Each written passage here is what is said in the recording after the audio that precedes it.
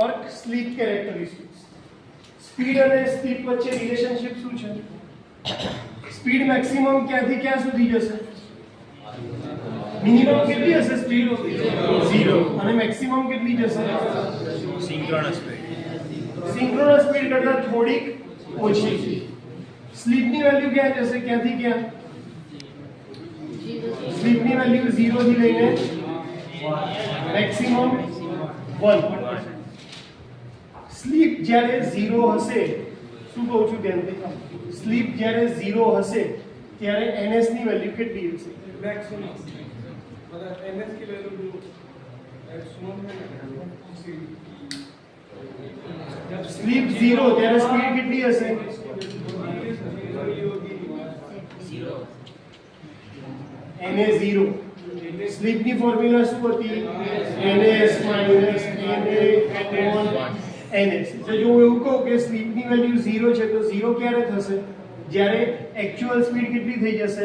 Synchronous speed જે 0 ક્યાં થાય? 0 થાય તો ns અને ns કેન્સલ થાય એટલે 1 આવે. હું સરવાળામાં હે કેટલી વાર આ રિપીટ કર્યું આપશે? ફરીથી એકવાર વાંચો. ફરીથી એકવાર રિપીટ કરી દઈએ. ns - na upon ns. જો na ની વેલ્યુ ns જેટલી થાય તો જ ns - ns 0 થાય. જો હું એક્ચ્યુઅલ સ્પીડ 0 લઈ લઉં એટલે કે na ની વેલ્યુ 0 લઈ લઉં તો આ વેલ્યુ નીકળી જાય અને શું થાય? ns upon ns. એટલે આ વેલ્યુ કેટલી થાય? 1. એનો મતલબ કે જ્યારે સ્લીપની વેલ્યુ 0 છે ત્યારે તમારી સ્પીડ કેવી છે? મેક્સિમમ. જ્યારે તમારી સ્લીપની વેલ્યુ 1 છે ત્યારે તમારી સ્પીડ કેટલી થઈ જશે? 0. ખ્યાલ આવે છે હું શું કહું છું? સ્લીપ અને સ્પીડ એ બંને એકબીજા કરતા કેવા છે? ઓપોઝિટ નેચરમાં છે, ઊંધામાં. એટલે જો હું એવું કહું કે એક જગ્યાએ હું આવો ગ્રાફ ડ્રો કરું છું, અહીંયા લખું છું સ્લીપ, આ 0 થી લઈને ક્યાં સુધી જશે? 1. તો અહીંયા સ્પીડ કેટલી હશે એ વખતે? 0. અને અહીંયા કેટલી હશે? મેક્સિમમ. જે એની મેક્સિમમ સ્પીડ હશે એ. એટલે સ્લીપ અને સ્પીડ એ બંને એકબીજા કરતા કેવા છે? ઓપોઝિટ નેચરના છે. સારું, હવે આપણે કેરેક્ટરિસ્ટિક્સ જોવાની છે. કેરેક્ટરિસ્ટિક્સ એટલે શું? કેરેક્ટરિસ્ટિક્સ કોને કહેવાય? હા, એની ખાસિયતો. કેરેક્ટરિસ્ટિક્સ એટલે ખાસિયત. કેરેક્ટરિસ્ટિક્સ એટલે કે એનું બિહેવિયર કેવું છે. તો આપણે કોનું બિહેવિયર ચેક કરવાના છે? Induction motor. કયા ફોર્મમાં? ટોર્ક અને સ્પીડના ફોર્મ. એટલે અહીંયા હું શું લખીશ? સ્પીડ. કેમ? કારણ કે હંમેશા x એક્સિસ ઉપર શું આવે? જે ક્વોન્ટિટી વેરી થતી હોય એ. અને અહીંયા જેને તમારે શોધવાનું છે એટલે કે ટોર્ક. તો સ્પીડને ચેન્જ કરવાથી ટોર્કના બિહેવિયરમાં શું ચેન્જ આવશે એ આપણે શીખવાનું છે. સેમ બીજી કેરેક્ટરિસ્ટિક્સ આવે છે ટોર્ક સ્લીપ કેરેક્ટરિસ્ટિક્સ. કઈ કેરેક્ટરિસ્ટિક્સ? Torque slip characteristics. એટલે એક્ઝામમાં પૂછાય તો ધ્યાન રાખીને વાંચજો કે કઈ પૂછાય છે. ટોર્ક સ્પીડ પૂછાય છે કે ટોર્ક સ્લીપ પૂછાય છે. સ્પીડની અંદર અહીંયા હું લખું છું ns અને અહીંયા લખું છું 0. ધ્યાનથી સાંભળજો. કેમ એવું કરું છું એનું એક રીઝન છે. નીચે હું કઈશ કેરેક્ટરિસ્ટિક્સ ડ્રો કરીશ સ્લીપ. કારણ કે સ્લીપ ક્યાંથી સ્ટાર્ટ થશે? 0 અને પહોંચશે ક્યાં? મેક્સિમમ વેલ્યુ સુધી. એક્ઝામમાં કોઈ પણ કેરેક્ટરિસ્ટિક્સ પૂછાય, ભલે ટોર્ક સ્પીડ પૂછાય કે ટોર્ક સ્લીપ પૂછાય, આપણે રેફરન્સ હંમેશા કોનો રાખવાનો છે? સ્લીપ. કેમ? કારણ કે ટોર્કની જે ફોર્મ્યુલા છે, આપણે જે ટોર્ક વાળો પોર્શન ભણ્યા હતા ત્યારે આપણે ટોર્કની ફોર્મ્યુલા ભણ્યા હતા કે ટોર્ક ઇક્વલ ટુ શું થાય? તો કે k times s r2e2 divided by r2 square plus s x2 નો હોલ સ્ક્વેર. એમાં k ની વેલ્યુ કેટલી આવે? તો કે 60/2 ns. પણ એ કોન્સ્ટન્ટ વેલ્યુ છે એટલા માટે આપણે એની જગ્યાએ ખાલી શું લખી દઈએ છે? k. આમાંથી આપણને એટલું ખબર પડે કે ભાઈ ટોર્ક કોના ઉપર ડિપેન્ડ કરે છે? સ્લીપ ઉપર ડિપેન્ડ કરે છે. બાકી R2 કેવા છે કોન્સ્ટન્ટ, T2 કેવા રહેશે કોન્સ્ટન્ટ, કારણ કે જેવો તમે સપ્લાય આપશો એના પ્રોપોર્શનમાં ચેન્જ થવાનું છે સેકન્ડરી. એટલે મોટી રીતે જોવા જઈએ તો ટોર્ક ખાલી કોના પર ડિપેન્ડ કરે છે તો કે અહીંયા ઉપર S અને નીચે જોવા જઈએ તો આખી ટર્મ કન્સિડર કરવાની છે એટલા માટે. બાકી આ ટર્મ બી કેવી છે કોન્સ્ટન્ટ જ છે, આના ઉપર ડિપેન્ડ કરે છે. એટલે મારે ટોર્ક શોધવો હોય તો મને કઈ વેલ્યુ ખબર હોવી જોઈએ, કઈ ફોર્મ્યુલા ખબર હોવી જોઈએ, આ અને એના ઉપરથી આ. આવી કોઈ ફોર્મ્યુલા સ્પીડ માટે છે નહીં. એટલા માટે મને પૂછ્યું ગમે તે હોય હું ટોર્ક કોના રેફરન્સમાં રાખીને કરીશ સ્લીપ.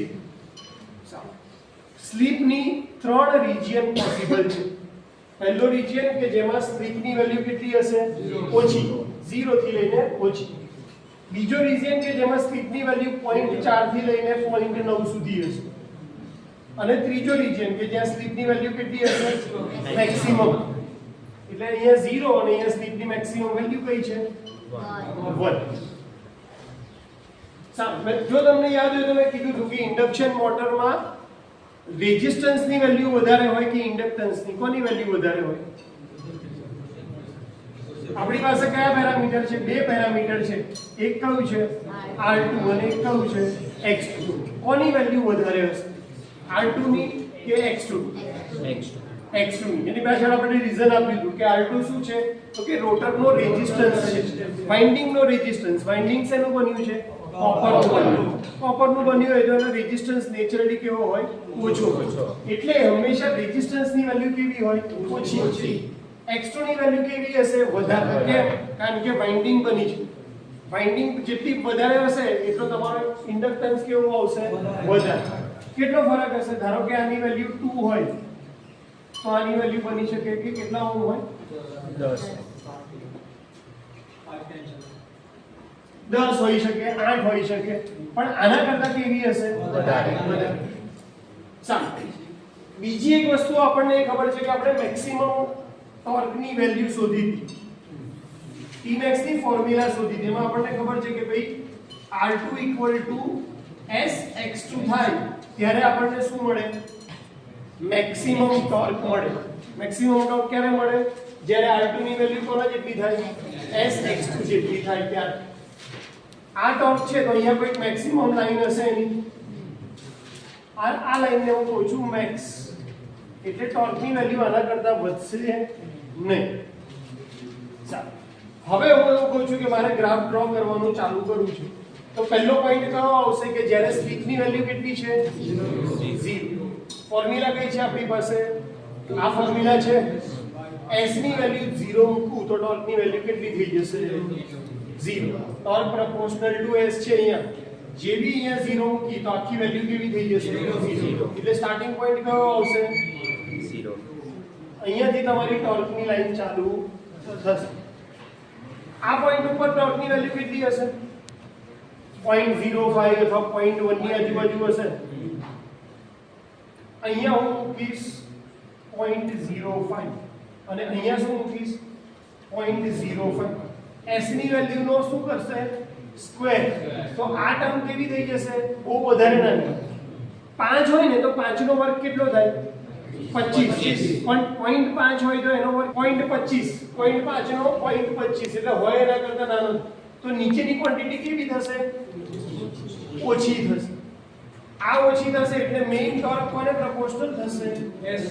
એકલા S ને. કારણ કે R2 તો કેવી છે કોન્સ્ટન્ટ વેલ્યુ છે. આ વેલ્યુ કેવી થઈ જાય છે બહુ નાની. બહુ નાની થાય છે એટલા માટે આની કમ્પેરિઝનમાં વેલ્યુ નાની છે એટલા માટે આપણે આ વેલ્યુને અવોઇડ કરી શકીએ. તો સ્ટાર્ટિંગમાં એટલે કે 0 થી લઈને 0.4 0.5 સુધી જ્યાં ટોર્કની સ્લીપની વેલ્યુ ઓછી છે ત્યાં ટોર્ક કેને પ્રોપોર્શનલ છે સ્લીપ. એટલે કે જેમ ટોર્ક વધે જેમ સ્લીપ વધે એમ તમારી ટોર્ક કેવી થશે વધશે. આપણે આ રીતે કહીએ કે ભાઈ ટોર્ક પ્રોપોર્શનલ ટુ સ્લીપ. આનો મતલબ શું થાય? જેમ જેમ સ્લીપ વધે એમ ટોર્ક કેવો થાય વધે. તો એના માટે ગ્રાફમાં લાઈન હંમેશા કેવી આવે સ્ટ્રેટ લાઈન આવે. ટોર્ક શું કરશે વધ્યા કરશે ત્યાં સુધી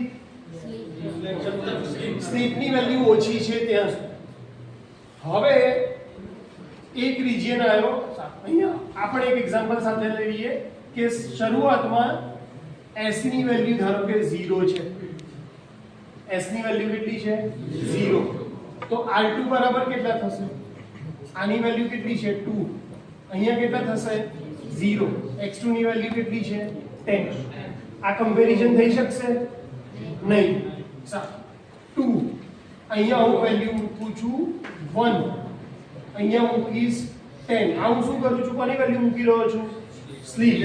આમાં વેલ્યુ કમ્પેરિઝન થઈ ના. અહીંયા મૂકું છું 2. અહીંયા મૂકું છું 0.1 ધારો અને અહીંયા વેલ્યુ મૂકી 10. તો કેટલી વેલ્યુ આવી? 0.1 * 10 કેટલા થાય? અહીંયા કેટલા છે? 2. ઇક્વલ થયા છે? ના. અહીંયા મૂકું છું હવે હું 0.2. આ 0.2 કોની વેલ્યુ મૂકી રહ્યો છું? સ્લીપની. કારણ કે આપણી ફોર્મ્યુલા કઈ છે? r2 = s(x2). ક્યારે ટોર્ક મેક્સિમમ કઈ ક્યારે થશે એ જાણવા માટે. તો આ જ્યારે વેલ્યુ છે કે r2 ની વેલ્યુ 2 છે, x2 ની વેલ્યુ 10 છે, તો એ કન્ડિશનમાં ટોર્ક મેક્સિમમ કઈ સ્લીપ ઉપર થશે? 0.2. જ્યારે સ્લીપની વેલ્યુ 0.2 હશે ત્યારે આ બંને કેવા થશે? સરખા. એટલે જો હું અહીંયા 0.2 ની વેલ્યુ લખતો હોય, સ્લીપની વેલ્યુ 0.2, તો આ કન્ડિશન ઉપર ટોર્ક કેવો મળશે મને? મેક્સિમમ. ખ્યાલ આવે છે? ટોર્કની વેલ્યુ કેવી આવી? મેક્સિમમ. હવે સ્લીપની વેલ્યુ કેવી છે? વધારે. હવે અહીંયા અને અહીંયા આ બંનેનું કમ્પેરિઝન કરશું તો આની વેલ્યુ કમ્પેરેટિવ, કારણ કે આની સાથે શું એડ કરવાનું છે? રેઝિસ્ટન્સ બી એડ થવાનું. તો આ વેલ્યુ કરતા કોની વેલ્યુ વધી જાય છે? હવે નીચેના પેરામીટરની વેલ્યુ વધી જાય છે. એટલે હવે ટોર્ક કોને પ્રોપોર્શનલ થશે? 1/s. એટલે કે આ લિમિટ પછી જો તમે સ્લીપની વેલ્યુ વધારો છો તો ટોર્કની વેલ્યુ કેવી થશે? ઘટશે. કારણ કે કેવી પ્રોપોર્શનલ છે? ઇન્વર્સ. એટલે આ વેલ્યુ ઘટતી જશે ધીરે ધીરે ધીરે ધીરે.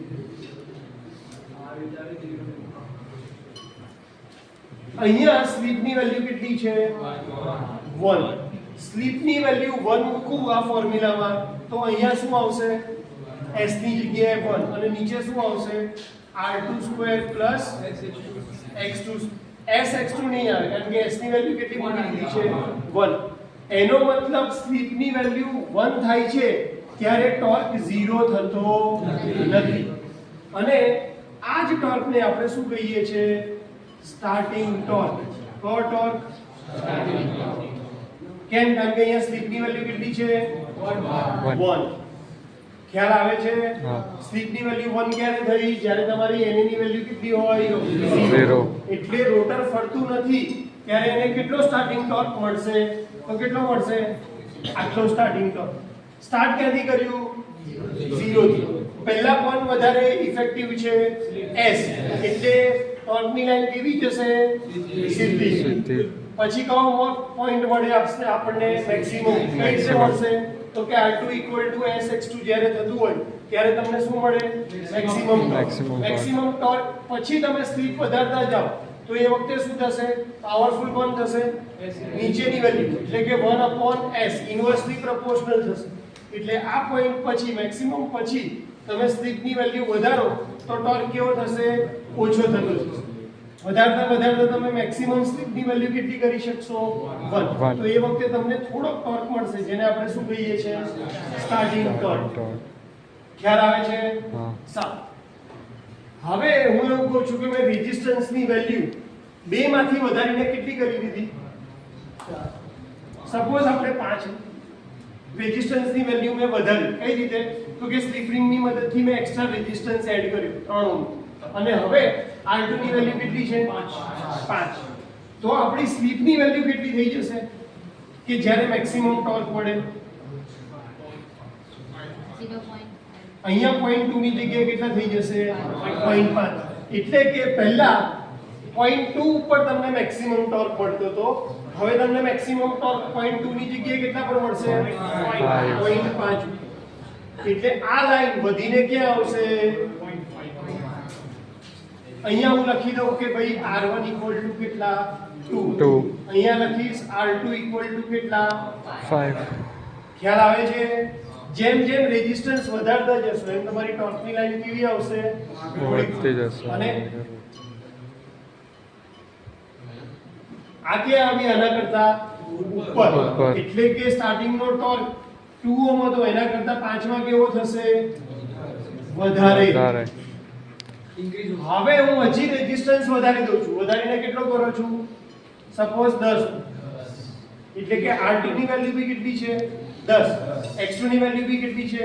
10. તો કઈ સ્લીપ ઉપર મને મેક્સિમમ ટોર્ક મળશે? 1. એટલે કે સ્લીપ ની વેલ્યુ કેટલી છે?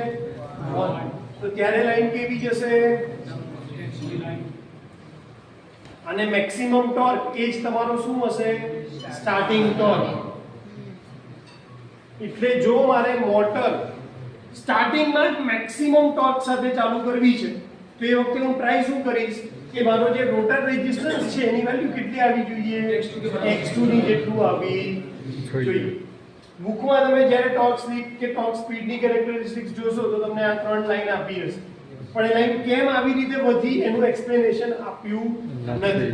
એટલા માટે આપણે આ એક્ઝામ્પલ લઈને ગણ્યું કે તમને આ એક્ઝામ્પલ યાદ રહેવો જોઈએ કે ભાઈ પહેલા આપણે રેઝિસ્ટન્સ કેટલો લીધો? 2. ત્યારે સ્લીપ ક્યાં મેક્સિમમ થઈ ગઈ હતી? 0.2. રેઝિસ્ટન્સ વધારીને કેટલો કર્યો? 5. ત્યારે મેક્સિમમ કઈ સ્લીપ ઉપર મેક્સિમમ ટોર્ક પડ્યો? 0.5. પછી રેઝિસ્ટન્સ વધારીને કેટલો કરી દીધો? R3 = 10. તો તમને સ્લીપ જ્યાં 1 હતું ત્યાં તમને શું મળ્યું? Maximum starting torque. આ ગ્રાફ શેનો છે? Torque versus speed. અને આ જ ગ્રાફ શેનો છે? Torque versus speed. પણ તમારે સ્લીપમાં તમે શું લખ્યું છે? 0 થી 1. અને સ્પીડમાં શું લખશો? ns2 0. અહીંયા શું આવી જશે? સ્પીડ એ વખતે 0. ખ્યાલ આવે છે? આમાં આપણે મેક્સિમમ થી ચાલુ કરી અને 0 સુધી ગયા છે, અને આમાં 0 થી ચાલુ કરી અને મેક્સિમમ સુધી એટલે કે 1 સુધી ગયા. તો બે અલગ અલગ ગ્રાફ યાદ ના રાખવા હોય તો તમારે નોટેશન ખાલી ચેન્જ કરવા પડે. બુકમાં જોશો ને તે લોકોએ બીજો ગ્રાફ ડ્રો કર્યો છે ટોર્ક સ્લીપ માટે. એમાં એમને શું ચેન્જ કરી દીધું છે? ફિગર મિરર ઇમેજ આપી દીધી છે. ખ્યાલ આવે છે હું શું કહું છું? એટલે અહીંયાથી ચાલુ કર્યો છે અને અહીંયા 0 એ ટચ કરી દીધું છે. આપણે ક્યાંથી ચાલુ કર્યો? અહીંયાથી ચાલુ કરીને ક્યાં ટચ કર્યો? 0. આની મિરર ઇમેજ સ્પીડ. કારણ કે એમને સ્પીડ ક્યાંથી ચાલુ કરી છે? 0 થી. અને અહીંયા આવશે ત્યારે આપણે ચાલુ ક્યાંથી કરશું? ns. એટલે મૂકશું ક્યાં? 0. એટલે જો તમારે બે અલગ અલગ કેરેક્ટરિસ્ટિક્સ યાદ ના રાખવી હોય તો બે સ્કેલ ખાલી અલગ અલગ યાદ રાખી લો કે પૂછાય ગમે તે ટોર્ક સ્લીપ પૂછાય કે ટોર્ક સ્પીડ પૂછાય, મારે ડ્રો કઈ કરવાની છે? આ જ કરવાની. પણ એ સાચી ક્યારે પડશે? જ્યારે અહીંયા નોટેશન તમે સાચા આપ્યા હશે તો. સ્લીપ 0 થી લઈને 1, સ્પીડ ns થી લઈને 0. આ બહુ જ ઇમ્પોર્ટન્ટ છે. અહીંયાથી આપણે કાઢી નાખીએ તો કોઈ કન્ફ્યુઝન. આ ns થી લઈને 0 અને આ 0 થી લઈને 1. આ બે સ્કેલ તમને યાદ રાખી ગયા તો તમારે આ એક જ કેરેક્ટરિસ્ટિક્સ યાદ રાખવાની છે. અને કોઈને મિરર ઇમેજ થી યાદ રહેતું હોય કે ના સર મને બંને યાદ રહેશે, હું આ યાદ રાખીશ અને પેલાની અંદર હું આની મિરર ઇમેજ આવી ડ્રો કરી દઈશ કે સ્ટાર્ટિંગ ટોર્ક આટલાથી ચાલુ કરીશ અને પતાવીશ કે 0. પણ બે અલગ વસ્તુ યાદ ના રાખવી હોય તો સૌથી સારી મેથડ આ છે કે તમે બંનેની x એક્સિસ યાદ રાખી લો કે ભાઈ અહીંયા સ્પીડ લખીશ, અહીંયા સ્લીપ લખીશ, ns 0, 0 અને 1, અને નેચર કયો આવશે આવો. એટલે આપણે લખવાનું શું છે? 3 રિજિયન કે ભાઈ પહેલી કન્ડિશનમાં ટોર્ક પ્રોપોર્શનલ ટુ શું થશે? s. બીજી કન્ડિશનમાં ટોર્ક મેક્સિમમ મળશે કઈ લાઈન ઉપર? તો કે R2 = કેટલા થશે? sx2. અને ત્રીજી લાઈન હાયર સ્લીપ લાઈન હશે એમાં ટોર્ક પ્રોપોર્શનલ ટુ શું થઈ જવાનું છે? 1/s. 1/s થાય એટલા માટે લાઈન કેવી થાય છે? ઘટે છે. પણ એ 0 થશે નહીં કારણ કે ટોર્ક સ્લીપ પેલું શું કે ટોર્ક જે છે સ્ટાર્ટિંગ ટોર્ક એ કોઈ દિવસ 0 થવાનો છે નહીં. સ્ટાર્ટિંગ ટોર્ક 0 હશે તો મોટર ફરશે નહીં. તમારે સ્ટાર્ટિંગમાં ટોર્કની જરૂર પડે. એટલા માટે એ લાઈન કેટલી આવશે? જેમ જેમ રેઝિસ્ટન્સ એડ કરશો એમ સ્ટાર્ટિંગ ટોર્કની વેલ્યુ કેવી થતી જશે? વધતી જશે. એટલે કે તમે એક મશીન ઉપર કન્વેયર બેલ્ટ ઉપર લોડ લગાડ્યો છે અને મશીન ચાલુ કરો છો તો મશીન એટલો ટોર્ક પ્રોડ્યુસ નથી કરી શકતું એને ફરાવવા માટે. તો એનો આઈડિયા શું છે ફેરવવા માટે? તમારે શું વધારવું પડશે? રેઝિસ્ટન્સ. સ્લીપ રિંગ વાળી મોટર હોય તો એમાં તમે એક્સ્ટ્રા રેઝિસ્ટન્સ એડ કરી શકો. પણ જો સ્ક્વિરલ કેજ હશે તો એની અંદર આ ફેસિલિટી છે નહીં. સ્ક્વિરલ કેજ મોટરમાં એક્સ્ટ્રા રેઝિસ્ટન્સ એડ કરાતો નથી. એટલે એમાં તમારે કમ્પલસરી જો વધારે લોડ હશે કન્વેયર બેલ્ટ ઉપર તે બધો શું કરવો પડશે? કાઢવો પડશે અને પછી મોટર ફરશે. પણ તમારી પાસે સ્લીપ રિંગ ઇન્ડક્શન મોટર હોય તો તમારી પાસે ઓપ્શન છે કે સ્લીપ રિંગની મદદથી તમે રોટરમાં વધારે રેઝિસ્ટન્સ એડ કરી અને સ્ટાર્ટિંગ ટોર્કની વેલ્યુ કેવી કરી શકો છો? વધારી શકો. એ વધારશો તો તમારો કન્વેયર બેલ્ટ ફરવા લાગશે. તો ટોર્ક સ્લીપ કેરેક્ટરિસ્ટિક્સને પ્રેક્ટિકલ એપ્લિકેશન તરીકે જુઓ કે ભાઈ આ શીખવાથી હું એને રિયલ લાઈફમાં ક્યાં એપ્લાય કરી શકીશ. તો કે હા, જે જગ્યાએ સ્ટાર્ટિંગ ટોર્ક ઓછો પડતો હોય અને મારે વધારવો હોય તો હું એક્સ્ટ્રા રેઝિસ્ટન્સ એડ કરી અને એ ટોર્ક વધારી શકું. ખ્યાલ આવી ગયો? લખી લો. 62 એમાં 5 આપણે રેઝિસ્ટન્સ કર્યો તો 0.5 ઉપર તમને મેક્સિમમ ટોર્ક મળશે Tmax2 અને R3 = Sx2 એટલે 10 ઓહ્મ રેઝિસ્ટન્સ હોય તો સ્લીપ 1 ઉપર તમને મેક્સિમમ ટોર્ક મળશે જેને આપણે કહીશું Tmax